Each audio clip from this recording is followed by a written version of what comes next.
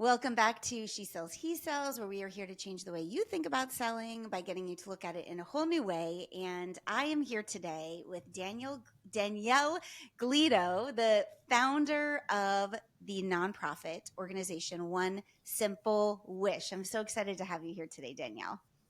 Thank you so much for having me. I'm excited to be here. Me too. So I found One Simple Wish on Instagram. I think it was back around 2021 when I was reading about the organization. I saw and I want to talk to you a little bit about this, how it kind of blew up at that time, and have been following ever since. And thought, you know what, I'm just going to, on a whim, ask you if you will join us. And I just feel really honored that you are giving some of your very precious time to us and to our listeners, because I know how busy you must be. So I want to hear all about you and the organization, but we're going to start like we always start with our She Sells, He Sells podcast episodes, because typically it's my husband and I, and we just find ways to embarrass each other with this fun fact that we do. I will tell a fun fact about him that is usually something that just annoys me about him, and he'll do the same. So with you, we're not going to do that, but I do want you to share a fun fact about you. So something outside of your work with One Simple Wish. So what can you tell our listeners about you? I think that the most fun thing is I am obsessed with dogs. I will pull my car over to pet someone's dog. Oh. And I have, and my daughters find it cringy, but I think dogs are the greatest things on earth. And I literally think I talk to more dogs than people when I'm out in public. I And I talk to a lot of people, but I'm maybe on a creepy, almost creepily obsessed with them. I agree with you. Do you have a dog, I would assume?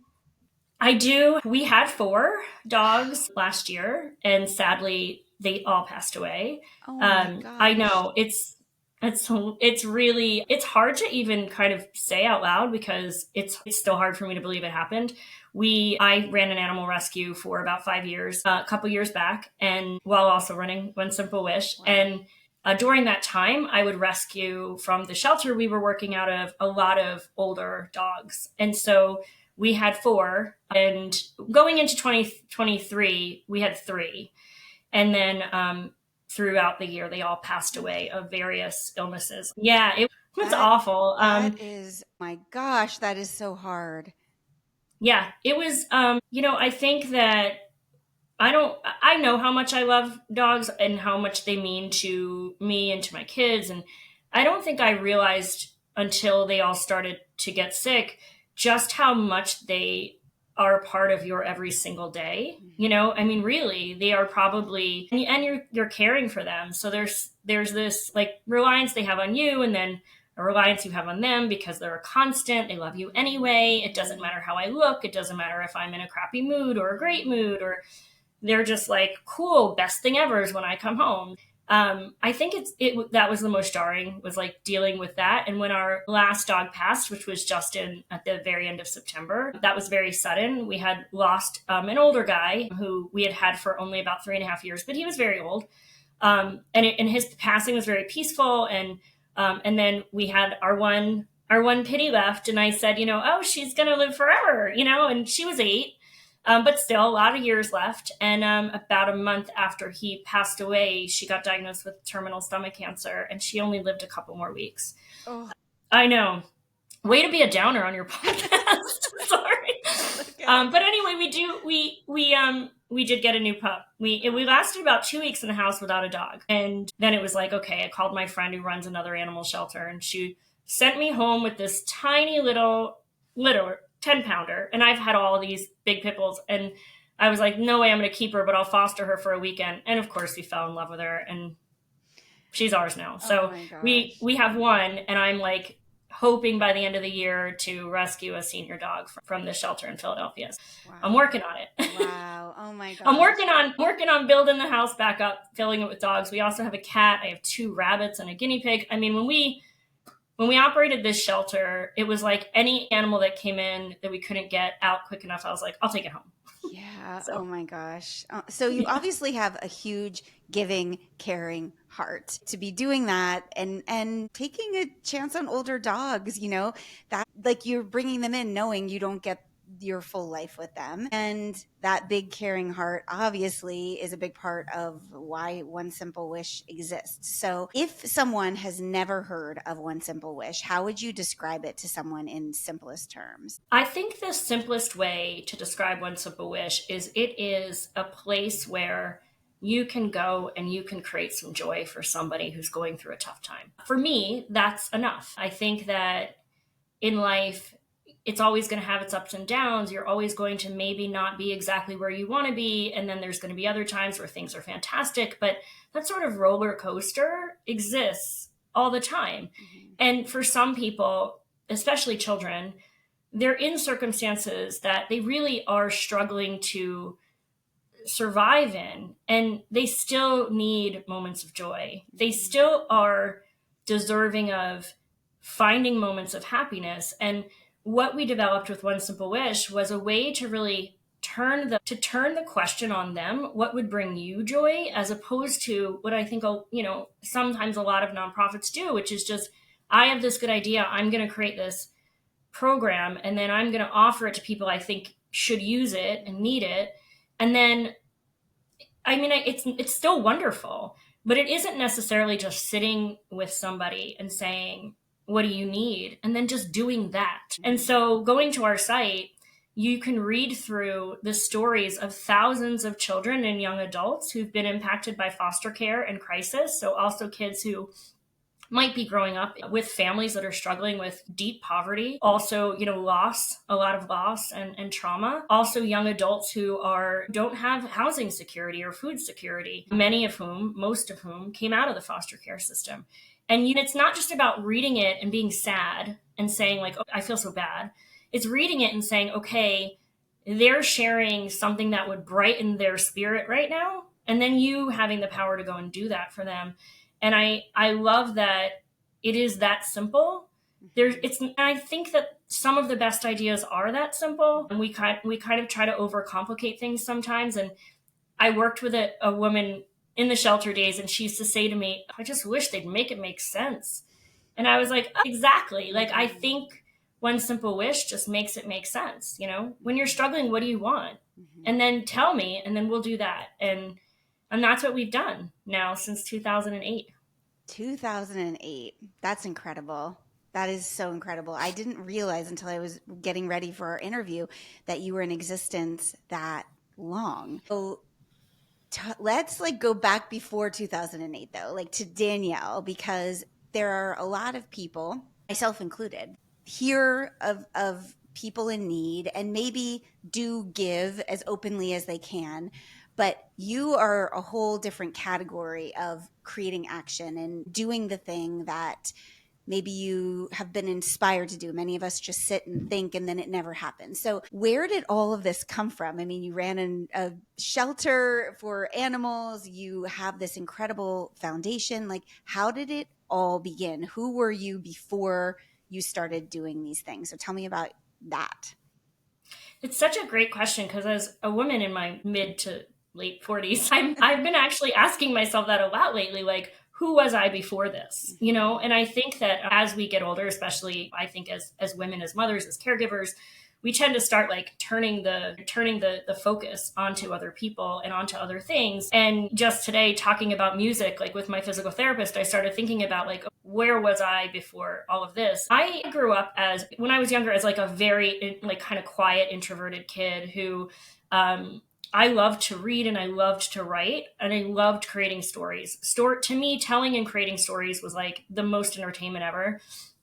And I always felt like whenever I saw anything or any person sad or struggling, I remember just feeling it myself. Now I know that's empathy, but when I was a kid, I didn't know what that was, right? I just would always go around asking my parents, what's going, why am I sad? This didn't happen to me. And, they tried, I think, the best to explain it, but we grew up in a very unstable household. My father was incredibly narcissistic and violent. And I think seeing all that too, kind of made me retreat a bit as a young child. And then as I got older, definitely made me rebel. So I did some pretty horrible things. I'm actually working on my Substack, and like I think I'm gonna call it "I'm Still Kind of a Terrible Person," um, because I feel like I am. I mean, I still, that like 16, 17 year old who was out there like just getting in a ton of trouble, I think it still exists in me. Mm-hmm. But I also think that a lot of it is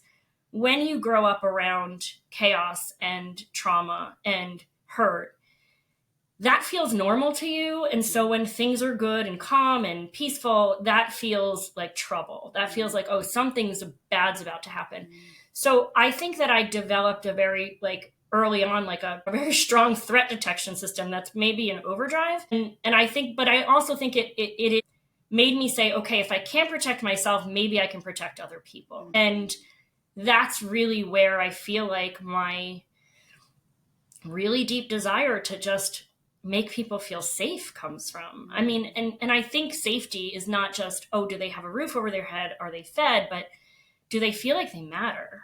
And I spent a very long time not feeling like I mattered very much at all. And I self-harmed, and I was in a treatment facility, and probably not the backstory you wanted. You're like, this is the most depressing. No, this is exactly what I want. Because I'm like, she's told me about all her dying dogs, No, and now I used to be a therapist, so I'm like in my element right now. I was gonna say, don't tell me that, because I'll have you on the side talking about all my stuff. But no, I do believe that like that stuff, right? That deep, which I still have, that deep feeling of unworthiness, for some shows up as like it paralyzes you, and for others, I think you say, okay, if I can't love me, I'm gonna love the hell out of everybody else. And someday maybe I'll feel that way about myself. And so I think this is a little bit of it is selfish, for sure. Like I'd love to want to bring myself the same amount of joy that I want to bring these kids. But I think that's really where a lot of this comes from. There's this word, I'm probably going to mispronounce it, but it's mudita, which means like sympathetic joy. And it's in Sanskrit, which I don't know, but I heard about it in a book that Jay Shetty wrote. And I loved the concept because I'm like, I feel like there are a lot of people like me who get a sense of joy because of other people having a sense of joy. Like, so that empathy is sort of like, your empathy is when you're kind of feeling sad for someone, but this is like when you're feeling happy because someone else is happy. So I think like seeking that really is what led me to wanting to start something. And I think also just having a greater sense of purpose, using the skills that I had to do something meaningful in this world. I was, like I said, I was really introverted. I was like, didn't really read in school until I didn't. But when I went to college, I dropped out after a year, I was super bored, and decided to go get a job. I worked in marketing, and I did really well, like financially and professionally. I rose up the ranks quickly. But I was showing up every day, and I was feeling like I was kind of losing my soul. I was sitting there talking about things that I didn't care about so intently in rooms with tons of other people. We're all making lots of money. The product didn't feel like I didn't feel good about it. It was cosmeceuticals. So, I didn't feel like this is where I could see myself. And a few years prior to that, my husband and I had become foster parents, and we had decided when we first got married we wanted to adopt. And I know now this was the grossest way to go about adopting. Like I have all these mixed feelings, and it's a whole other podcast about the way we approached it, because we thought, like a lot of people think, oh gosh, these kids all need to be saved, and I'm going to come in and save them. And the reality is, a lot of kids in foster care can stay safely at home if we put more supports in the home. Certainly the situations in which different kids move through our homes, there was a variety of situations, some that I think could have been and were in the process of healing and repair, and others that, this child needed to be safe somewhere. So we had become foster parents. And so working in this job that I at one point thought was my epitome of success was like fancy shoes, fancy watch, nice car. All of those things to me were like, oh, you've done it now. Now you're worthy. And I felt like it was crumbling. Like all that was like, no, I want to feel good about what I get up and spend my time doing. And so we had been foster parents. We had some little boys who came in and out of our home for different reasons. Really just struck me as shocking that there wasn't a primary focus on them from the system itself. And I felt like, okay, I can build something that's going to put the focus on them and going to make it accessible for everybody. Just like this conversation, for some people might be too deep and dark. It's like, well, you need to invite in the masses in order to make change. You can't walk through the door and just start spilling all of your childhood trauma on people. Like, same thing, you kind of got to build up to that. So I thought that it would be wonderful if we could create something that made it possible for people to see these children for who they were, for their stories, not their statistics. Yeah.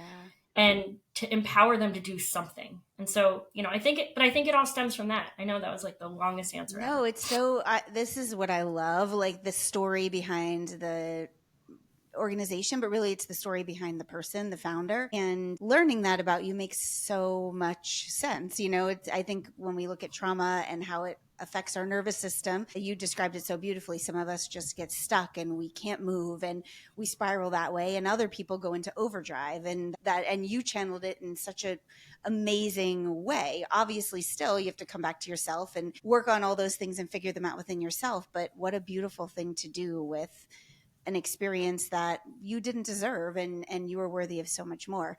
You said that the foster system isn't set up to focus on the child. Can you talk a little bit more about that for somebody who's not familiar at all with how it works? Yeah, so I think that it's very difficult to operate a system on exceptions, right? Like, systems are typically built for a norm or some kind of a generalization. So you have checks, you write a checklist of things, and if we do these things, then the outcome should be this. And I think that when you're dealing with really complex, deeply rooted generational issues, things like poverty, drug abuse, mental health issues, racism, in our country, very deeply rooted systemic issues.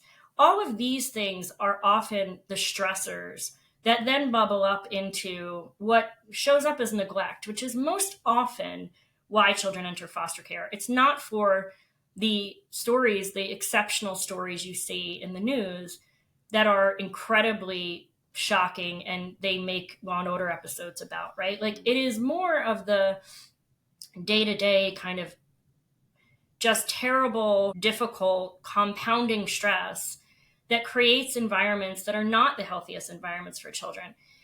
I think that we're doing a good job in our country of sort of shifting the child welfare system to focus on that and to say, okay, well, how do we help that whole family heal? Because those moms are moms like me who also grew up with things not being stable, with mental health concerns that maybe went unaddressed or were misdiagnosed or were mistreated.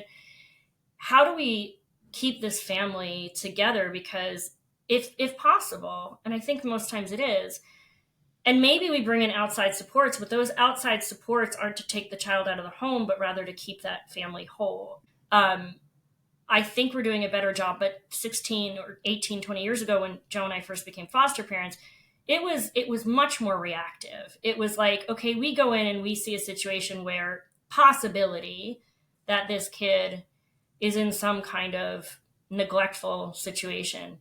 Let's pull him out and put him in with this nice family. They live in a bigger house, they've got money, and I don't even think it was always that. I think sometimes also kids were placed in homes where it was just another place to put them. So it was almost like, I'm going to take you out of this challenging situation, but I'm going to put you in another challenging situation. And I think they disregarded the inherent trauma of just separation. So separation in and of itself causes trauma. And I think that we're, like I said, going in a better direction. One Simple Wish also grants wishes to kids, as I mentioned, that are still in the home. And kinship families, so families where maybe, biological mom and dad weren't able to maintain custody, whether permanent or temporary, and maybe an aunt, an uncle, a grandparent, a sibling took over. So we do allow for that as well. Like, there's a much broader spectrum of situations than there also was when we first started. But I do think that's where my biggest concern is like, are we really looking at the whole situation and all of the opportunities to support everybody? Because most of the time, even me at 46, you still love your parents. It doesn't even matter what they've done or haven't done. Yeah. They're still what you know. And so are we doing everything we can to make those relationships as healthy and supported as possible? Yeah. It's tricky. Like I said, how do you do that when every situation is unique? Right. Not one size fits all. I can't run down the checklist and go, oh, they're housed now. Mom has a job now. Like it's not that simple. Yeah. It's about relationships, and we all know how complicated Hmm. relationships are. Yeah, it's not black and white. When I first started my work in counseling, I was working with a Title I school. We lived in Oklahoma at the time. Like I think 99% of our kids were on free and reduced lunch, and we had a lot of kids that were in tricky family situations. And then we did have some families that were foster families that not all of those families were the healthiest environments for kids, and they were living in poverty themselves in some ways and were relying on the money they were getting as foster parents. So Mm-hmm. it just, I totally understand what you're saying. It is so tricky and hard, and a And case like yours. scary. Yeah, yeah. Yeah, it's scary because this I think this the experience my husband and I had initially in the foster care system isn't an experience that a lot of other people don't have. So it's not like, again, this one exception to the rule. I think there's a lot of what you just described as well. I think that anytime, I'm always critical anytime anybody's putting themselves in a sort of savior type definition, right? Like, I'm super skeptical of it on social media. These stories of swooping in and kind of being the, like, I'm not that. And that's why I think I also have, One Simple Wish has really evolved, because as I've evolved and as I've learned more, there's things, interviews that I gave back in 2012, when OSW first started getting a lot of media attention. We had done a piece for the Christian Science Monitor that blew up into like multiple segments on NBC Nightly News, which really is what started to like catapult the organization. And I look back at some of the quotes and I'm like, ugh. Like, I think I said in one of them, like, I'm here to be a mom to all the kids who feel like they don't have one. And I was like, oh my God, that's so not, like, I know it came from a good Yeah. place, Hmm. but who says that? Hmm. And again, I think recognizing, like, that's why I'm psyched about my Substack, and I hope that maybe I'll go with this title. Like, there are some terrible things we do and say, but I think it's really important as you grow and as you learn to just acknowledge, well, I could do better than that. But yeah, I don't think putting kids in foster care, like moving them from, like I said, a challenging, difficult situation into a strange situation, Hmm. is necessarily ever going to be the right choice. Hmm. Hmm. Yeah, yeah. I mean, hyper, like, if you're talking about extreme critical danger, like, Right, we got to get them out right. or they're going to be harmed forever, Hmm. or killed, or Hmm. yes. But when we're talking about things that require like a lot more support and long-term solutions, Hmm. I feel like that can be done differently. Hmm. So, and what you're telling me about the school system, we still see it now. Hmm. And it's really, it's heartbreaking. Hmm. I'm glad in New Jersey we're doing a much better job. When we were foster parents, I think there were 12 or 13,000 kids in our state in foster care. And I think now it's down to like, in out of home placement. Hmm. I think now it's something like 2,500, Wow, which that's again awesome. is a lot of children, but they're really working hard here to focus Hmm. on families. And Hmm. again, I'm not giving them a pass and saying they're perfect either. I don't think any system is, but I love when we all decide that it is okay to listen to the people who are actually in it Hmm. and ask them Hmm. what would help you, Hmm. and do that. Yeah.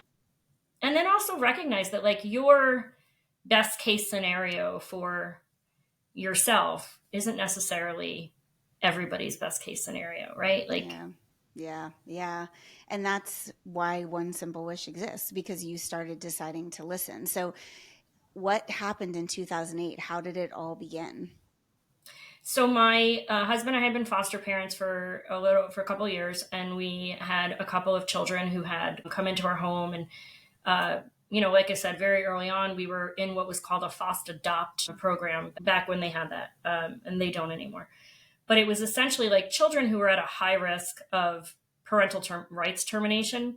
Again, I don't agree with that either, but we were in this program, and we had children come to us, and most of the time these were situations that they were pretty harsh environments, physically, violent environments. And the last child who left, we had grown really incredibly close to. He had been in the system for most of his life, and we thought this was leading down that pathway to permanency. There wasn't any interaction from his biological family. And again, I now ask myself, why? Back then I was just like, oh, because we're better, and not the right answer.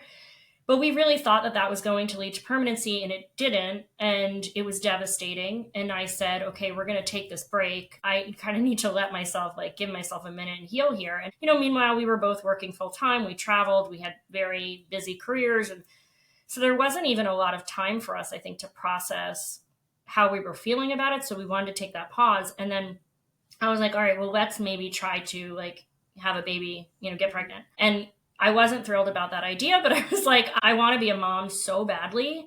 And that just wasn't happening for me either. It was like negative test after negative test. And, then that's, as a woman, a whole another set of what's wrong with me? I can't even, it's a lot. And I remember, when then we went to the doctor, and the doctor was like, yeah, you have some issues here. And I remember calling my mom and being like, I can't even, I can't become a mom. It's the only thing I want now. And had for many years, and I can't do it. It just felt like this devastating, blow. And then I went on a fertility drug, and I didn't go the whole IVF route, but I went on a fertility drug. And then my husband and I went away for our anniversary for a weekend. And, oh, I'm sorry. Oh yeah, yes, that's what happened. I came home. I get a phone call from a friend we had met in our foster care training class. And she said, the state just called me about a little baby in the hospital. It's a baby girl.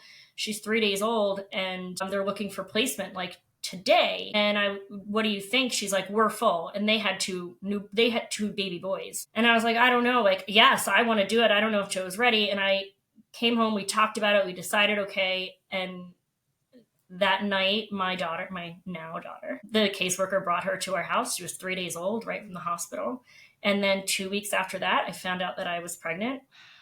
I know, and everyone's like, that's how it always happens. And I was like, I feel like with the fertility drugs had something to do with that. Right. Also science, but yes. Right. But yes, I believe in the universe stuff too. So a little combination of science and good fortune. And we suddenly were met with this, okay, we're now going to have 2 babies. And yeah, and all of that frightening stuff that comes with it. So I had to work. This is another thing, thankfully, that's changed in our society, as people are starting to recognize post adoption and foster care allowing you things like maternity leave. So I didn't get that. I had a 3-day-old baby. What? And there's no leave.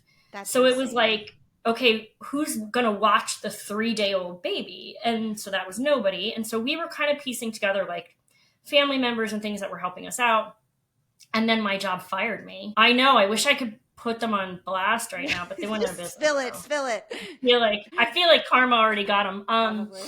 Actually, it was real. The most hurtful thing is I had a female boss, and she So cut me off. And yeah, I don't know that she's one of the people I feel like maybe someday I'd love to sit down and be like, what were you thinking? Yeah. So I lost my job there, and then spent a couple weeks looking for one. I ended up getting this wonderful opportunity where I worked at this agency. And then my daughter at that time was old enough to be in daycare. It really breaks my heart now thinking about it, but that's, the reality for a lot of people. So she was, I think, 7 weeks old, and she started there. And then I promise this is leading up to OSW. When I finally went on maternity leave with my daughter, which was in June. So I had the 2 babies now. I was like, okay, I'm going to create something that is going to make it easier for people who have heard our story or some pieces of it and have wanted to help children impacted by foster care. I'm going to create a platform and I use these skills. So what I did in my corporate career was I developed loyalty programs and registration engines and online campaigns that helped people discover and then a brand or a product and then use more of it. Mm-hmm. And I thought, okay, what if we can apply these principles to something good Mm-hmm. and encourage people to learn about this and then empower them to do something with the knowledge that they have and meet them where they are, right? So don't like force down their throat, oh, if you can't be a foster parent like me, then you're not doing anything. And, you know, who wants to listen to somebody telling you you're not doing enough? Everybody has something to offer. Right. I also knew that, like, for a lot of the kids in the families, like, sometimes it was something really simple that could add this element of joy and get you through another moment. And so I decided to sit down and architect this platform. Mm-hmm. It took me a couple of months on this thankfully wonderful maternity leave that I was given. It launched in August of 2008. And yeah, it was first like, you know, my mom and my friends granting wishes. Mm-hmm. Mm-hmm. But from the beginning, you know, I also wanted it to be something that would benefit other organizations that were doing really deep work with families. So that's who makes up our community partner network. When we launched, we had 12 agencies that were doing family and children supportive work, that were putting the wishes in for the kids and the families. We now have close to 2,000. Wow. So yeah, so definitely has grown, but that's really what happened. You know, my husband and I funded the build of it because, you know, back then we were in that position. And then I stayed at my agency for about another year. And then one day I had gotten a really big promotion, and the CEO of that company wanted to meet with me to talk about how, you know, what are you doing here that you think makes you so successful? And how do we make other people take that same path? And it was literally the day that I was resigning. You're like, oh, timing could be better. Yeah. So OSW had been running, but it was like definitely not bringing in more than what we needed to grant the wishes. So like there was no way I was going to have a salary, but my husband, who has always been like my biggest cheerleader, he was like, so what, quit, like we'll figure it out. We'll put off like a bigger house and all, like we can cut back a lot and you don't have to stay here. Like go do this thing that you're so passionate about. So I went into the CEO's office and I sat down, and, you know, he started his conversation. And I said, I just need to stop you because I don't want to waste your time. I'm actually resigning today. And I ended up telling him about One Simple Wish. He told me the most beautiful, heartbreaking story of his own loss of a child. Mm. And he said, if you have found what it is that you are so passionate about that it's all you think about, that's what you should go do. Mm. And I was just like, it was so sweet. Like, and I did. And then I left that job and focused all my attention on growing OSW. There was that point, and I think this is important, especially for your show and your listeners. There was that point where I said, does this work need me or my money? What does it need more? Because I was only still working because my money was fueling a lot of the administrative expenses of running a business. And I decided it needed me and that the money would come. Mm-hmm. And again, I don't want to throw that out there like, just manifest it. I mean, I worked, but it gave me the time and the focus. And yeah, I had to make changes to the way that we lived and the way we spent, but I was able to, and so did my husband. You know, he also made changes, but I was able to focus and grow this thing. Yeah, and I think for every entrepreneur, there comes that tipping point of, I have to leap, but I'm so scared, and the safety net is over here. And I see again and again in my work and coaching entrepreneurs, like so many people stay with the safety net, and you can do some good work over there, but it's really when you make the leap and you're scared shitless and you're like, how is this going to work? And how am I going to pay my mortgage? Like that fire in your belly and that skin in the game, I really truly believe is the differentiator in taking something from like kind of good to amazing. And it sounds like that's what happened for you. How long was it before you were able to pay yourself? So I didn't pay myself first. The first hire we had was, I think in late 2009 maybe, and that was just an administrative person. So that was the first paid employee of OSW. It was not me. And then I think I was able to pay myself like $18,000 or something, which is like, I think the least amount of money I've earned in my life, besides like, you know, teenage part-time jobs.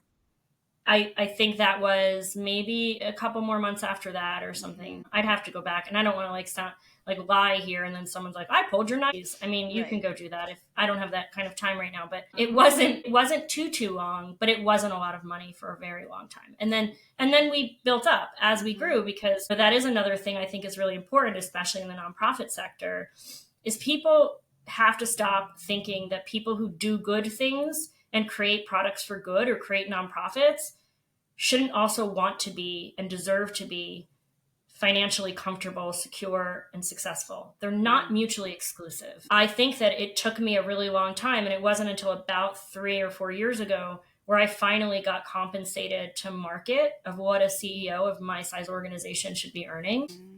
And it took a lot for me to like be okay with it. I think I even bounced around like a couple times where like I would tell our accounting firm to take my salary down without the board knowing, and they'd be like you're also setting the organization up for failure. And I would also say this to entrepreneurs, like you have to think about if you're building something you want to last, all of your passion, all of your fire, all of your skills, if you're not compensating all of that for what it's worth in the market, what happens when you're not available? That whole thing you've built is gone. Because nobody, like, it's going to be hard to find somebody else to step in and go, I'll just do it because I'm a good person. Like, because even if you are a good person, you have a mortgage to pay. You have children to put into college. You have, maybe you've got 4 dogs. You've got 4 senior dogs you adopted that cost you 10 grand a year to pay for their medical bills. Like, you have things. And yes, I know those are all choices, but you should be setting your organization up, no matter what it is, to exist beyond you, because it isn't about you. Isn't it about what you're trying to achieve and the people you're trying to serve, whether that's a for-profit or not? And that's what I think led me to finally say, like, it's okay to take your salary. It's still not as much money as I was making when I left the agency. So,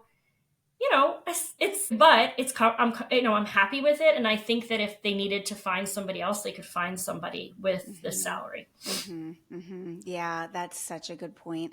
And I think we see this with female entrepreneurs way more than we see it with men. And it goes back to all of the stuff that we said at the beginning of the like nurturer and caretaker and, our worth and who are we? And I mean, gosh, that's a whole other conversation. But I would say 90% of my clients are females, and the males don't think like this. Like we could take a page out of their book, like this is what I'm worth, pay me. But we have this weird thing that we do as females where we try to be so humble and selfless and we deserve to be paid for what we bring to an organization, even if that and how amazing is it that organization does amazing things. Like that is the way to look at it, instead of just being paid to make the pharmaceuticals. Like you're being paid to like really help people. That's incredible. I used to say all the time when I was driving a really nice car and I was in my late 20s and I worked at the place that the marketing firm that I worked at, nobody ever like thought it was inappropriate that I had that car. Nobody ever questioned my lifestyle. They were like, oh, well, you sell these, this stuff people inject in their face. Of course you should have, nice things. And I'm like, why do we scrutinize so much that if you're out there doing good, you should also like be living in like a tent in your backyard? And, like that is and I think it distracts and deters people from wanting to get into this industry. And don't you want the best and brightest people in addition to those with the best hearts? Like you can still have integrity and also have a nice car. Like they're not, again, one or the other. And I do agree with you completely that it feels much harder as a woman. And I've been in situations where being a woman-led organization, where I've been reminded like, oh, aren't you, how it's viewed sometimes by others. Well, aren't you so cute? Look at how sweet. I actually had a friend not long ago ask my husband for business advice. And we were all sitting around our bar. We built a bar in our garage. It's very cool over COVID. And we're all sitting around, everybody's talking. And he was having some issues at his company, and he's a C-suite person. And he is asking my husband, and I'm sitting there and I'm listening, and I'm like, I'm actually a CEO. Like, what's happening? Yeah. But is it because I created something that doesn't earn a profit that makes it seem like it was less difficult, or I don't understand business? Maybe I do. I just also understand it a little more ethically. right? I mean, I don't believe even in big corporations that there needs to be such a massive imbalance of, I said before, people sometimes go on One Simple Wishes site. If you follow us on Instagram, you probably saw this post because it got a lot of attention. People complain that the kids want iPhones. Mm-hmm. And I'm like, first of all, show me a teenager without an iPhone Mm-hmm. today. And also, it is a connector now in so many ways. It keeps them connected to everything possible in their lives. People will complain about that to us. Oh, well, they should just ask for simpler. I thought it was one simple wish. I was like, first of all, it's one simple wish, not one simple Wish, need. right. And also, you do need a cell phone, so settle down. But they're complaining about that, and I'm like, if you have a problem with that, but you don't have a problem that Jeff Bezos has like 3 yachts, then I really think we're just not the organization for you. Mm-hmm. Mm-hmm. Yeah. I mean, that is to me like where again I feel like we really should be listening to people who telling us what it is they need, what it is that'll bring them joy, and then asking ourselves if we have a problem with it, why we have a problem with it. Mm-hmm. Because I don't think that it's because it is in fact a problem. Mm-hmm. I don't think kids asking for iPhones is a problem. Mm-hmm. I think the fact that we think it would be is a Mm-hmm. problem. Mm-hmm. Yeah. Yeah. It's such a good point. And actually, when you're bringing up that point, that post, I had a conversation with my husband about that post because it really struck me and made me think a lot about that in my own self of like, of course, I'm buying my kids random stuff they want for Christmas all once. And I'm not thinking twice about it. But why? So why am I not giving that freely to another child that just wants something? Like, it's okay to want things. And I think psychologically what that does for us when we get things that we want and we don't just need, that has so much to do with our confidence and what we believe we're Mm-hmm. worthy of. And I'm sure you see that with the children you serve. Yeah, we had one of our community partners. So those are the agencies, right? As I Mm-hmm. mentioned before. So there's these nonprofit agencies, and some of them are governmental, some of them are not. Some of them are very small grassroots. Others are not small grassroots, but they still don't have like budget allocated for fun stuff. So we had received a story. It was a photo, which I think we shared. We obviously covered the young man's face, about a kid who had been in and out of the system for a long time, and they had gotten him Jordans. He had wished for Jordans, and the story they told us about, like, first of all, how much he couldn't believe that a stranger did this.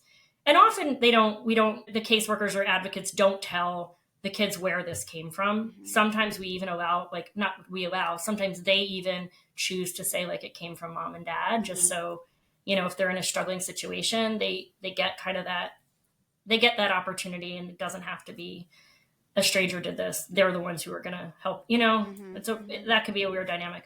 But they did tell him, and he was so just surprised that somebody out there who didn't even know him wanted to give him this thing he wanted. Mm-hmm. And they said, like, this was just made his entire year. Like, he was so excited to wear them and just felt like his friends, like everybody is wearing those shoes. That it's the confidence, and then also before the confidence, the dignity of the choice, Mm-hmm. that it wasn't, here's like a backpack with a brand logo on it that this corporation gave us 150 Mm-hmm. of, you all get one. It was, hey, school's starting, what kind of backpack do you want? Mm-hmm. And then you being able to say, like, oh, I'd really like a SpongeBob backpack, Mm-hmm. or I'd really love to have this cool red one I saw. It's that recognition and that validation that, like, what I want, somebody's listening, Mm-hmm. and it matters, and I deserve it. Mm-hmm. Yeah, the listening. And so when you go to your website, can you explain to someone like what they'll see when they go there, and if they're feeling called to check it out and maybe want to grant a wish, like how does that work? It's super simple. So anybody can go to the website anytime. It's obviously available 24 hours a day. It's onesimplewish.org. You can browse in a number of ways. You can use a keyword search. So if you're really into something, like if you're a photographer or, you really like football, you could put those keywords in. So you could try to find wishes that, might resonate with you a bit more because they share your interests. You can also search for like the value of the wish. So they go from $10 to $500. You can slide the the meter there, and you can choose what range you're comfortable with. You can also select the state. So if you want to find a child that's more local to you, you can put that in as well. I think we still have the age on there, so you can choose like, okay, maybe I want to help a teenager or a young adult, and you can go and you could choose that. You could choose a child as well, like a child under the age of, if you're like, oh, I have a 5-year-old, I'd like to give a gift to a 5-year-old. Like you can you can move those parameters around however you wish. And then once you see the list, you can click into it, and there's a headline and the value of the cost of the item or service or experience. You click into that, you could read a little bit more about their story, why they're wishing for this. And then you just hit grant that wish, you add it to your cart. You can add multiple wishes to your cart, just like you're shopping. And then you check out. And then once you grant the wish, you can write a note to each of the children. It goes obviously to an adult. Mm-hmm. Who then shares it with them. Most of the time, you will get a note back from either the advocate or from the child through the advocate. So again, no communication with minors, but you'll get an acknowledgement that the gift was received. And we take care of all of the fulfillment. And that is for a number of reasons: privacy, making sure it's exactly what they asked for versus like those old school, like I say old school, I'm sure these still happen, like those giving trees, you pull something down and it says like pants, 8-year-old, size 7, and then you go and you pick out the pants. It's like, no, we have a link on the back end of our system to exactly what they ask for. Sometimes there's also, like, if it's for lessons, let's say like dance lessons, there is some logistics that need to be worked out. Like, we have to call the studio, we have to make multiple payments across the span of a certain amount of time. So we handle all that stuff. So it's really for the giver. It's super easy. It's go find a wish, click a button, put it in your cart, pay for it, get your note. And then, we encourage you to share that, share that wish so that you can tell other people what you just did and how easy it was, and encourage them, because there's hundreds of wishes that come in every day. Yeah, what a brilliant platform. I've never seen anything like it. That with the search engine capability. And I think when we give, we want to be selfless, but we're all selfish. We're egocentric. We're human beings. That's what we are. And so the ability to be like, I think of my son, like, I like football. I want to help somebody who likes football, or my daughter, I'm in dance. Some of the things you explained, that is just so special and adds that personal story and that connection point that makes us want to give more and makes us feel more connected to what we're doing. So I could talk to you, like, I feel like we could go for 5 hours here. I want to be in the interest of your time and our listeners' time, but I do want to talk about like these moments of activation where things blew up, because what happens in entrepreneurship, as you've experienced, I'm sure, so much, these daily consistent actions that we take feel like they're never paying off. A lot of our listeners and my own clients sell and create content via social media, Instagram, and you're like posting the thing, you're like, no one's paying attention, no one's watching. And I always am trying to remind people, like, well, this is your digital footprint, and when the time comes, like, you're going to be so set up. So you had, I know that it was at NBC Nightly News, I think, and you said the Christian Science Monitor was right before that, and then this whole Reddit explosion. So can you talk to us a little bit about those moments and what happened because of them? Yeah. So every moment we've had where we've had media is always exciting. It always gets, kind of like gives you a little jolt of energy. But I have learned through the years, and this is advice I'd give anybody: do not rely on that. And if you are somebody who's doing what you're doing and your ultimate goal is that, stop doing what you're doing, because if that never happens, you're never going to enjoy yourself. And your life good advice. I love it. Your life is so much more important than those fleeting moments of outward validation. I think Glennon Doyle just talked about this on We Could Do Hard Things. I haven't listened to the episode yet, but I saw the snippet in her story. And she had somebody on who was talking about this chase of the Reddit hug or the CNN Heroes Award or the NBC Nightly News piece, like the chase of outward validation. And social media is a microcosm of that every day, right? It's every day us saying, here I am, like me, tell me I'm good enough.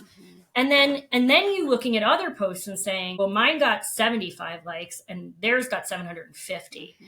Are they better? Are they prettier? Are they smarter? Are they more important? Are they cooler? all these things, right? If you, and I'm saying all this, by the way, because I'm saying this to myself. Same. I keep saying this to myself. Mm-hmm. If you are waiting for that next big thing and you're not enjoying all that time in between, you really need to stop and reassess what happened. Because I never started One Simple Wish to be a CNN hero. I didn't start One Simple Wish to be on NBC Nightly News. I didn't start it to hear Trevor Noah say One Simple Wish on The Daily Show. Like, I didn't start it so that Kristen Bell would, come out in support of our organization and do this matching gift thing. Like, those are none of the reasons. I started it because I wanted a platform that was going to allow children's voices and young adults to be amplified and give people a real direct way to help them and to help them in the way they wanted to be helped. So all of those things have been super cool, but they are not my why. And I think that they've been amazing. It's leaning into what is good about them. And what is good about them is not that feeling it gives you, but what it could do for your brand. Because, and I would say that's been the best benefit of all of this, is that when the Reddit hug happened, it crashed the site, which was very cool. It won't do it again. Explain what a Reddit hug is for people that Oh, don't so know. I didn't know. I had never been on Reddit before this happened, and it happened in a really interesting time. I had just lost a friend to ALS. And I'm sure you know, it is a devastating disease.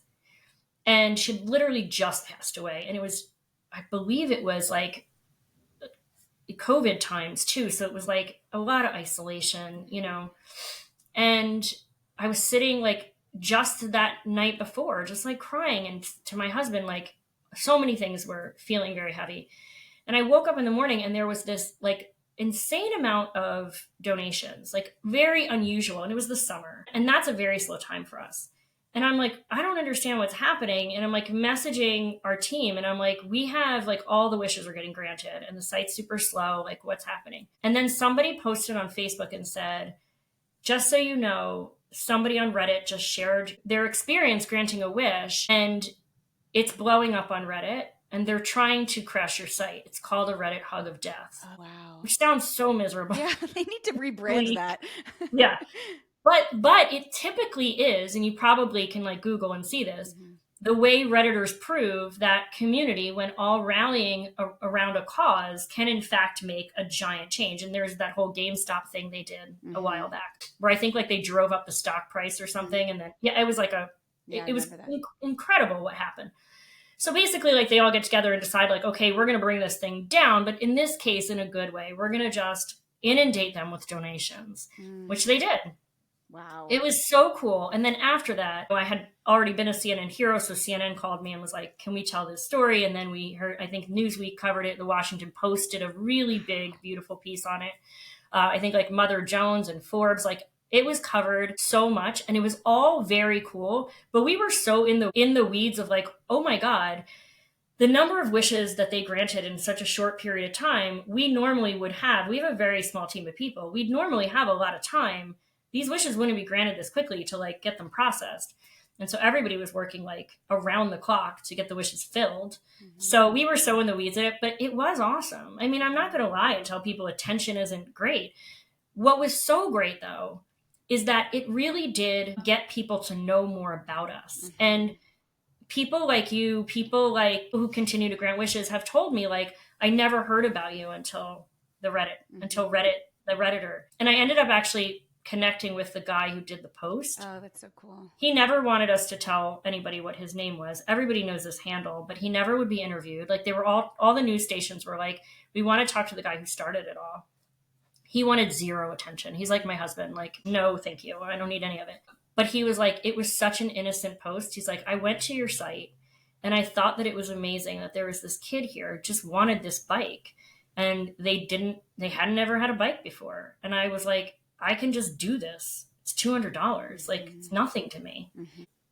Did it and then shared that this is what he did and that this kid will never know who he is. And like the whole thread was about tell us something nice you did for someone and never told anybody. And that was what he wrote. And then it just spiraled. So yeah, it was awesome. It continues to be awesome. We've had since the Reddit, we've had other great media. We've done CBS, whatever theirs is called.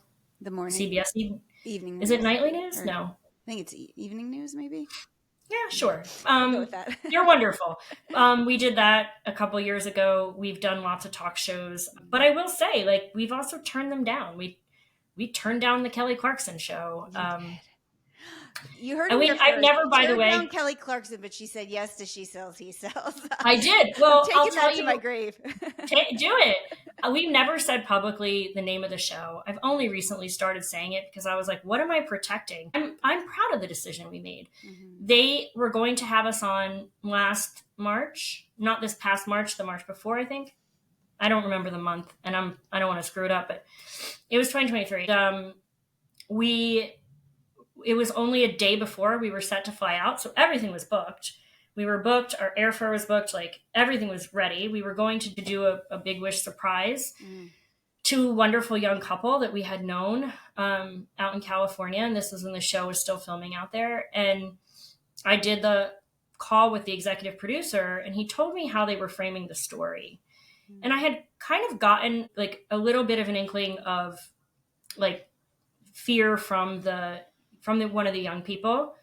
She had called her advocate and said, like, I don't know about this show. Like, they had been talking to the producers longer than I had, which I also thought was weird. And she, she's very early 20s, and they wanted a lot of information about her past and her trauma, and they wanted all these pictures, and like they were really going to center it around like this horrible kind of upbringing. And then they told her like, well, you're going to talk about your wedding, but like don't call it a garden wedding.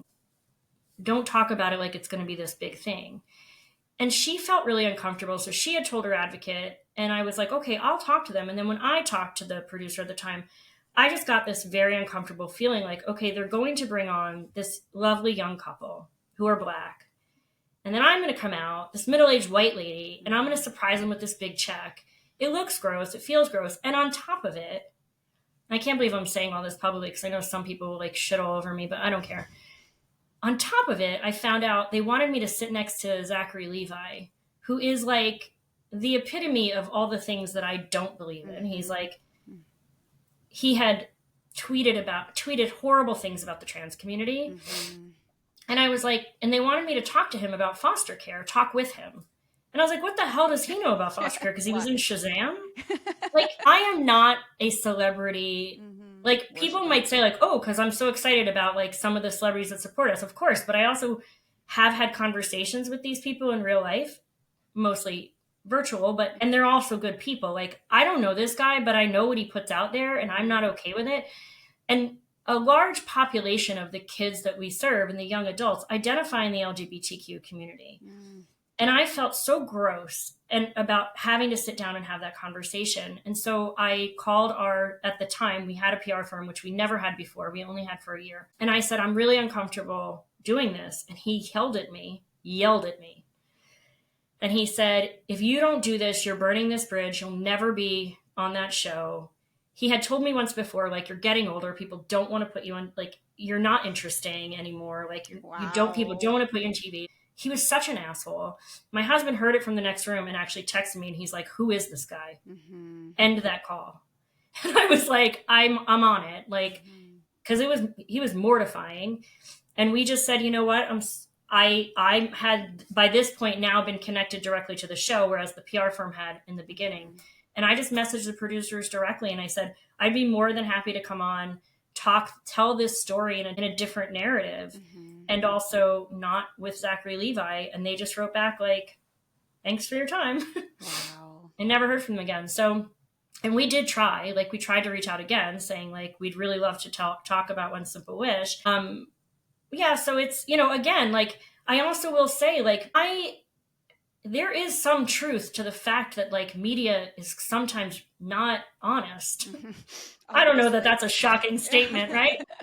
But it isn't. I mean, there's a lot of like curated messaging. So if you believe in your business, if you believe in your brand, keep putting it out there as authentically as you possibly can, which means that it sometimes will be messy because people are messy. And so if you're being true to who you are, it's okay that it isn't perfect. It should just be real.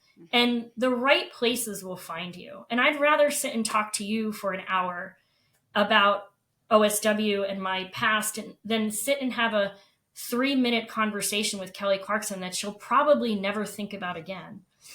Or worse, Zachary Levi. That to me isn't success. I would rather be in conversation with people that want to talk about why my organization is meaningful and impactful, and not just a blip to make a splash, to maybe go viral, to get content for social media. Like, we've really lost a lot of that. And as a marketer, I can say that, like, I see through so much of it.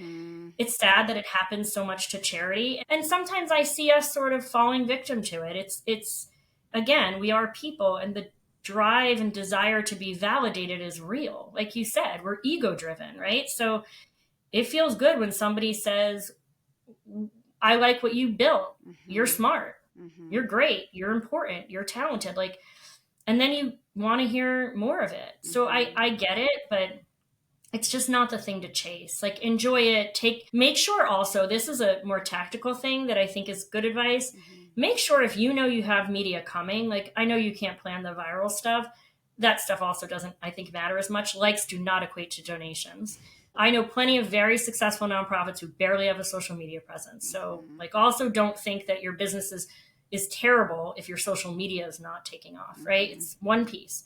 But if you know you're going to have a media moment, make sure that you're ready for whatever that could look like, right? And I think the Reddit hug is a great example of not being ready. So if we had known, which how could we, but if we had known this man was going to do this post and it was going to blow up the way it did, and we did know with things like NBC Nightly News, we would have shored up our servers. We would have made sure that our team was on call to respond to being inundated with customer service questions. We would have made sure that we had a plan on how we were going to fill these wishes faster. So bringing maybe in temporary help.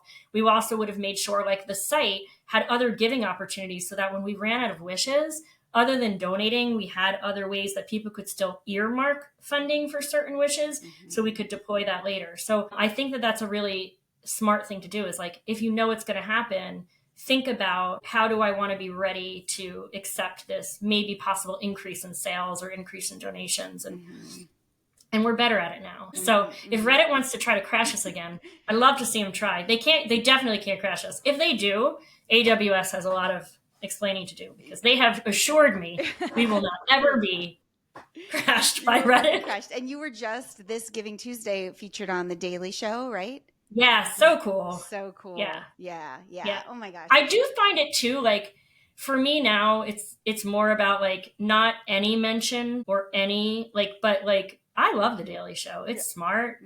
It's funny. It's been around a long time. And I think it was last year, they contacted us again, really last minute, that every Friday or something in the month of December, Trevor Noah wanted to feature a nonprofit and encourage people to give. And they're like, he wants to feature One Simple Wish. And I was like, I love Trevor Noah. And he also has an amazing podcast. And it was very cool, because, like, just seeing somebody whose work he's a brilliant comedian. He's an excellent writer. He was amazing on The Daily Show. Like, seeing somebody that you admire for their work, talking about your work is pretty freaking cool. Yeah. So yeah, it was awesome that they said it again. And of course that got a lot of people to contact us and say, like, way to go. And I'm like, go grant a wish. Like, you liking the fact that The Daily Show mentioned us is nice, but it's nicer if you'll go grant a wish now. Yeah. There's this woman on Instagram that's actually, speaking of ALS, I forget what her handle is. Her name is Brooke. Do you follow her? I love her. Obsessed with her. Obsessed with Yes. her. And she just did a reel. I just showed that to Brian, my husband, where she was like, your thoughts and prayers are nice, but how about your money? Yeah. How about some money? Yeah. Yep. Yeah. And that's, again, like, the confusion I think that some people early in their careers or early in their businesses might have, is that if you look at other brands and you see that they've got tons of likes, tons of followers, their reels get, reshared, whatever, don't assume that is correlating in sales. Yes. Say louder. It's not. Yeah. It's not. Like, I know, again, nonprofits with zero social media presence who are doing great. And I know nonprofits with ridiculous social media presence, a lot of performative shit, which I can't stand. Let me go and, like, gift somebody something and, like, record it and tell everybody about it. And, like, we've done that in the past, and it's gross. And I like, but that's like, okay, because that's what people want to see. And so that shit goes viral. Mm-hmm. But I would bet you it doesn't earn more donations. Like maybe it helps somebody find you who didn't know you existed before, and so now they know about you. But I don't know. Again, I go back to like, you should be enjoying and loving and feeling proud of what you're doing. Mm-hmm. And if you're compromising any of that for likes, Mm-hmm. just stop it.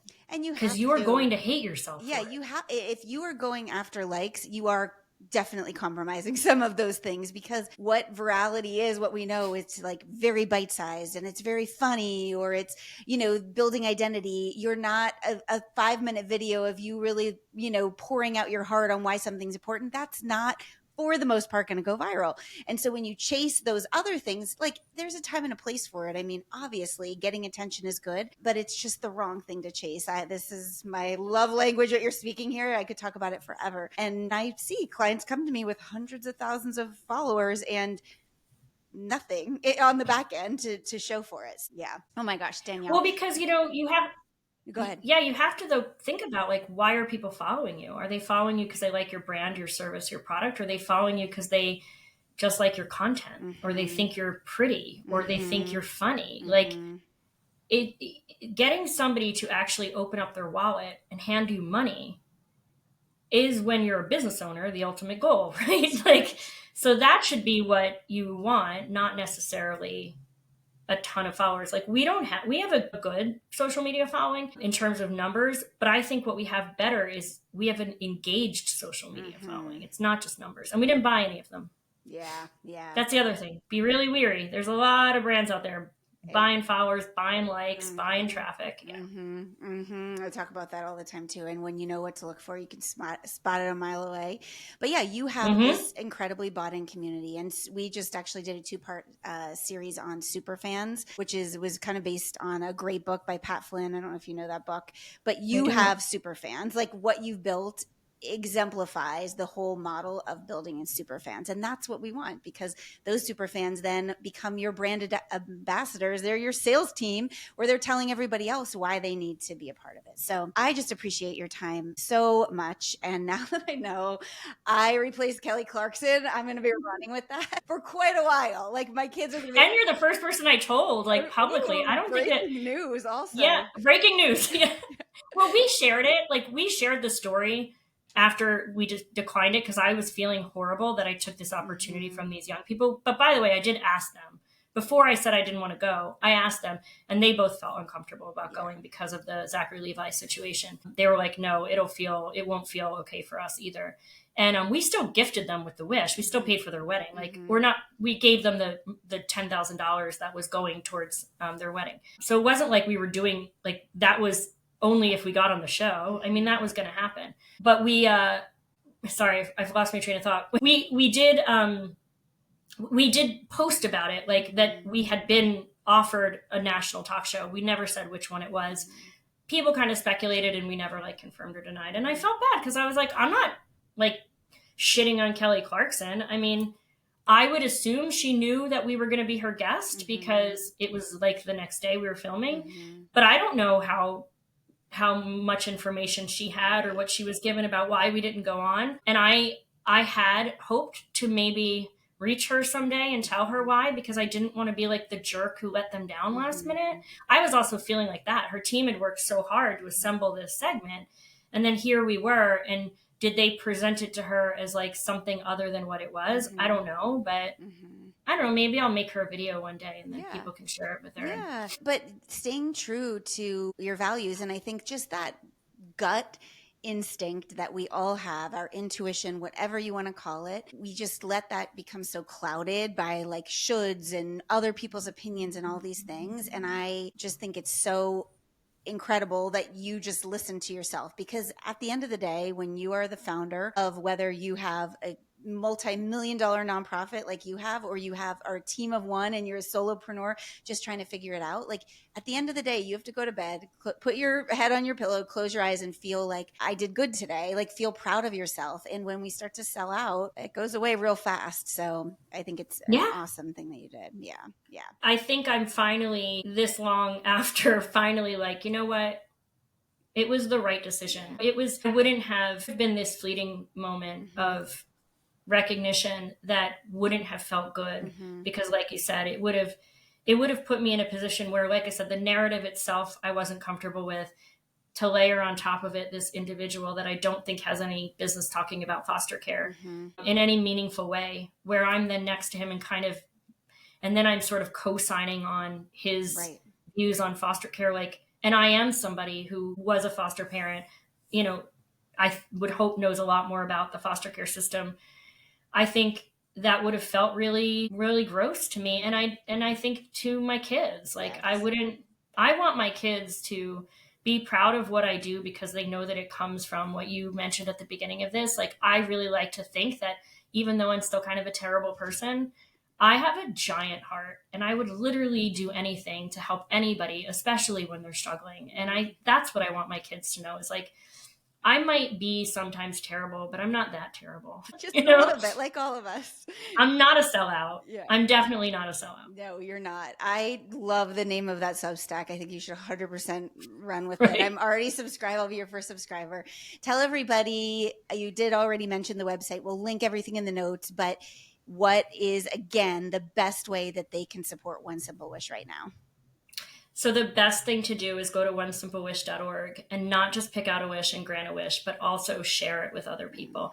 Your endorsement means more than probably any other endorsement we could get, Mm-hmm. because you're telling somebody that knows you and trusts you that this is something you believe in, and that goes a really long way. Yeah, yeah. Well, thank you so much for being Thank here. you. This was a total pleasure and honor to have you. And I just can't wait for our listeners to rally around your cause and what you did. And hopefully we can have you back someday, because I feel like we could talk so much more about the founding of the cause and the business and all those things too. So thanks again, Danielle. Thanks Yeah. everybody for listening. Make sure you head to the show notes, click on oneSimpleWish.org, figure out which who want to grant, and then again, share with others. We'll be back next time.